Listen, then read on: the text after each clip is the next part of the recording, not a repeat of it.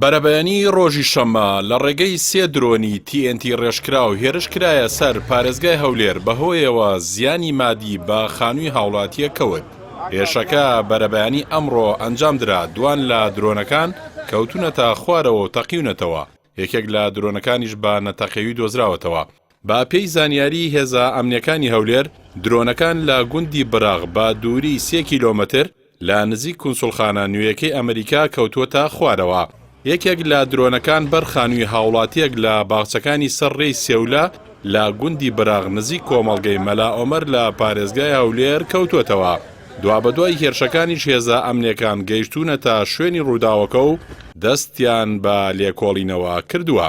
تا ئێستا دیار نییە درۆنەکان کەوتوونەتە خوارەوە یان خراونەتە خوارەوە، بەڵام ئەوە یەکلابۆتەوە کە شوێنی کەوتنی درۆنەکان ئامانجی پێکانیان نەبووە.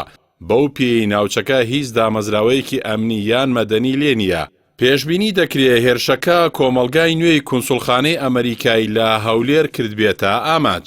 لەوبارەیەوە کونسوڵخانەی ئەمریکا لە هەولێر لە ڕاگەیاندەوێکدا ڕێگەیاند ویلایەتە یەکگرتوەکانی ئەمریکا ئیدانەی ئەو هێرشە دەکا کە ڕۆژی شەممە لە ڕێی فڕۆکەی بێفڕۆکەوانەوە لە هەرێمی کوردستان ئەنجامدرا.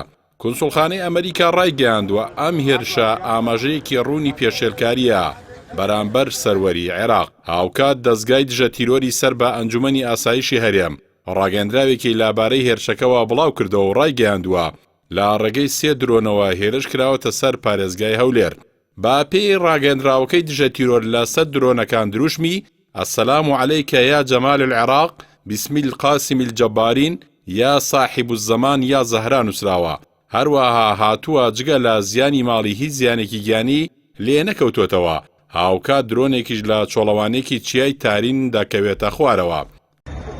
ئەمە لە کاتێکدایە ڕۆژی 4/4 2021 هێرشێکی هاوشێوە کرایە سەر فڕۆکەخانەی نێودەوڵەتی هەولێر. دواتر وەزارەتی ناوخۆڕای گەیاند هێرشەکە ئاراستەی بنکەی هێزەکانی هاوپەیمانان لە ناو فڕۆکەخانەکە کراوە. لە 18 مانگدا شانەی ئەمنی عێراق دەست بە سەراگرتنی 5 موشک و سەکۆکانی لە نێو ئۆتۆمبیلێکدا لە پارێزگای نینەوە ڕاگەیان کە موشەکەکان بە ئاراستەی هەرێمی کوردستان دانرابوون. پێشتریش ئەو بنکە سەربازیانەی کە هێزەکانی ئەمریکا لە عێراق تیایدا جێگیر کرابوون ڕوبەڕووی هێرشی موشکی بوونەتەوە و لەو بارەیەشەوە واشنتۆن گروپە چەکدارەکانی نزیک لە ئێران بە بەرپرسیاری ئەو هێرشانە دەزانێت.